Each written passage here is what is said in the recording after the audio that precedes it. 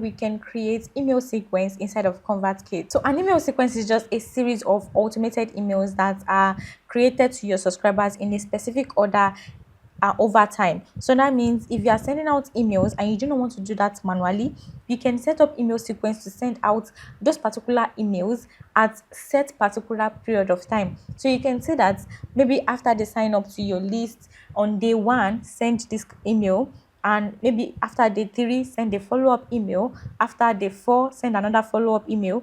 At those specific period of time, you can select the particular emails you want to send at those period of time, and you can create an email sequence for that particular subscribers. So, for example, if someone download a freebie from your website, you can say that after they put in their details for the freebie, an email is sent automatically to them that is going to send the freebie to them. Then maybe 3 days after that, a follow-up email is sent to them about the services we do and how we can further help them in their business. And maybe 3 days after that again, another email is sent. Those consecutive emails are called email sequence inside of ConvertKit. Now, to create an email sequence, you just need to click on send here, and you need to click on sequence here. Now, when you click on sequence, it's going to take you to this place where you can be able to create a new sequence. Now, when you click on create sequence here, as you can see, it is showing us the template we currently have inside of ConvertKit for our sequence. We can decide to use whichever one we want, and when you pick the email template we just created, we can use that, and we can add in a subject line for this, and we can also decide the number of days this is going to be triggered. So that means we can say that this is going to be sent after, maybe after 2 days, or after 3 days, or whatever it is you want.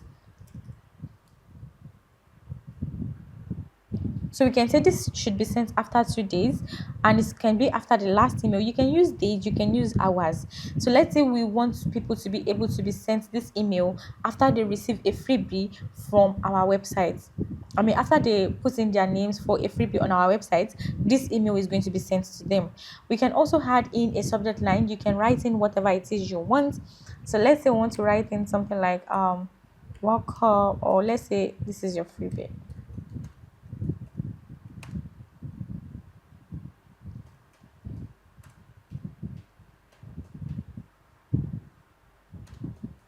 So we can say something like this is your freebie, and we can also add in a preview text if you want. This preview text is going to be showing under the subject line.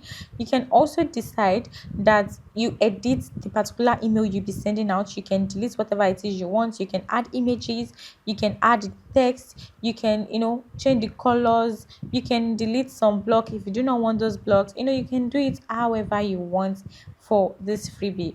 So when you are done, you can click on the publish here, and this is going to help you publish the email. Yep.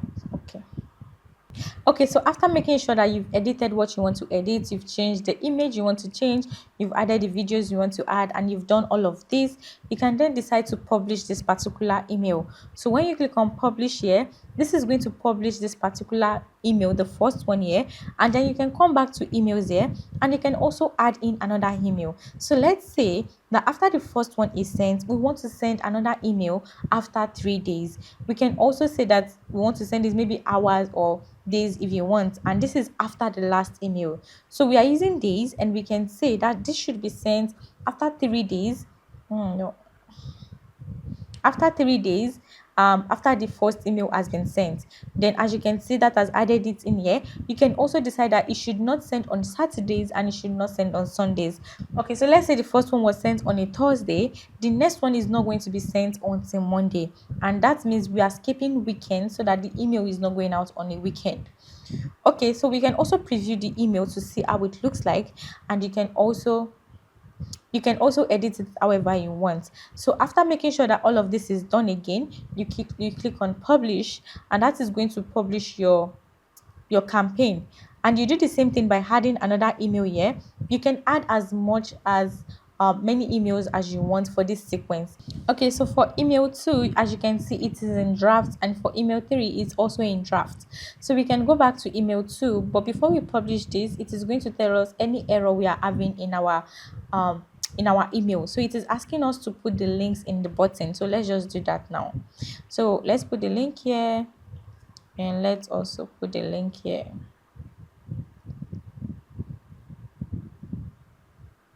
Okay, so that has been added. You can then click on publish again to see if we're allowed to publish. And as you can see, we are allowed to publish this email. So if you go back to email, as you can see, this has been published and it is going to be sent 3 days after the first one has been sent. And it is also going to be sending out this email on a weekday.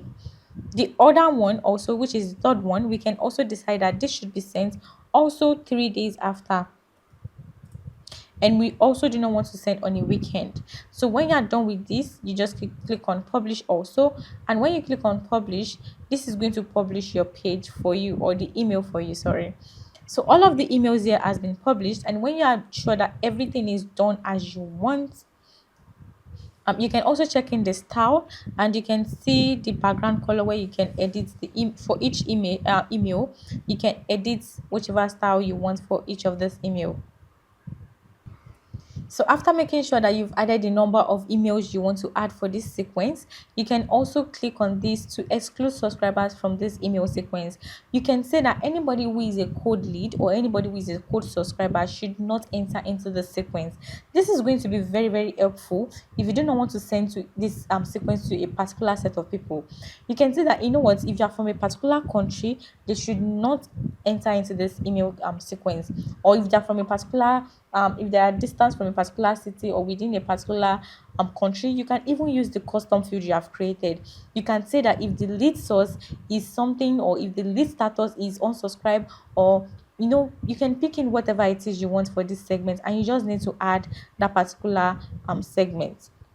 So let's say we want to add in the tag, and we want to say that if they are not subscribed, if they're subscribed to a particular form, you can use form, you can use sequence, you can use tag, you can even use products.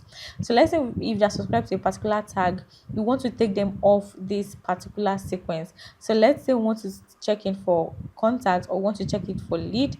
I want to say that if anybody is a lead, as the tag called lead, they should not be added into this sequence. So you can click on add filter, and that is going to add the filter for this particular email. So you have to do this for each of these emails you've created over here. You did the same thing for this, you did the same thing for the third email, if you want everything to happen for each of the email. You can also delete this if you want, and by deleting this, it is going to delete this particular email from this place. It's going to ask you if you want to delete, then you click on delete email, and that is going to delete this email from your sequence. You can also decide to preview the email to see how the email is going to look like on email and also in your web. If you are sending this as a web URL, you can also see how this is going to look like by using the web and the email. You can also check in for phone, you can check in for desktop. You can also send a test email to yourself to see how this email is going to look like. It is better for you to send this as a preview to yourself, so that you can have an idea of how this email is going to look in your own inbox, so that you can see if you're making any mistake, and you can adjust it before you send it out to all of your subscribers. Because if you do not check for whatever mistake and you send it out, it has gone to your subscribers, and there is nothing you can do about that. So let's click on cancel here, and when we click on cancel here, when we are done, we can then publish whatever changes we have made. And when you click on publish changes, that is going to publish all of the changes you've made. So you can also edit the name of this sequence, and you can say this is maybe welcome sequence, or whatever it is you want to name this. You can also name this. So let's say this is welcome email sequence. Remember that you can add in whatever name you want, and that has been added. And when you are done also, you can check in for the report of each email. So when you start sending out this email sequence and it starts going out, you can see the open rate for each of the emails inside of this sequence. You can also set up your settings here, where you can be able to send the email as you can use a particular email to send this email. You can also decide when this email is going to be going out. You can say that for all of this email in this sequence, you do not want them to be sent on weekends. So we only want to send on weekdays, and we only want it to be sent around maybe 10 a.m. or around noon, or whatever it is you want. Then you can select a time zone also that this email sequence will be going out. You can also decide to exclude subscribers if you want.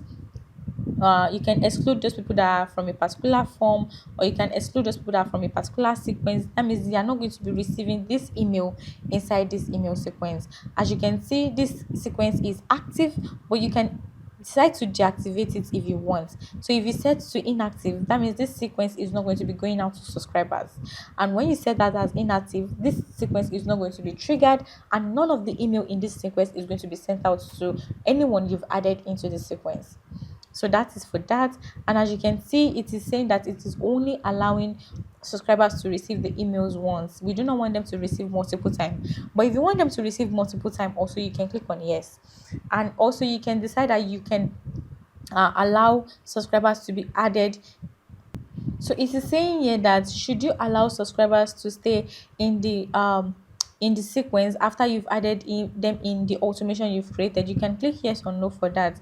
The difference between the yes or no is just that if you click on no, you are saying that every of the new mail you'll be adding into the sequence, they are not going to be getting it because they've existed out of this sequence after they are done. But if you keep them in this sequence, any of the new emails you add inside of this sequence will be sent to whoever new person you bring in into the sequence. So when you are done, you just click on update sequence, and that is going to update the sequence for you. So you can go back to your content again to make sure that everything is done, and when you're done, that is how to set up your sequence. So when you go back here, as you can see, this is your sequence here. You can see the number of subscribers that are in this sequence. You can see the open rate, you can see the click rate, you can also see the unsubscribe that have happened for this particular sequence. You can also decide to edit it, and you can decide to set to inactive if you want to deactivate this sequence. Okay, so that is for sequence. Now, before you go, let me mention something that may actually be very helpful for you if you're watching this. If you're currently planning to set up ConvertKit for your business, but you are not exactly sure what is the best structure, what the best structure should look like, maybe you're wondering how to organize your subscribers, what automations you actually need for your business, or how ConvertKit should fit into your own customer journey, we can help you with that. At CLM Instructors, we offer free discovery call where we take time to understand your business, what you are trying to build, and the kind of email marketing system that will actually make the most sense for your business. So instead of you guessing your way through the setup, you can actually have a proper conversation with us and get clarity on the right direction. And remember, this is a free discovery call. You do not need to pay $1 for this. So if this sounds helpful and you think it's something you need, you will find the link to the discovery call. The link is in the description below. And if this video has helped you, make sure to subscribe, and also do not forget to like this video and also share with everyone who you think is going to need this video. And also, we have a mission to get to 1,000 subscribers by the middle of this year, and you can actually make that happen for us. So subscribe, like, and also share, and also do not forget to turn on the notification bell so that anytime an amazing video like this drop in our channel, you are going to get notified. Thank you so much, and I will see you in the next video. Bye.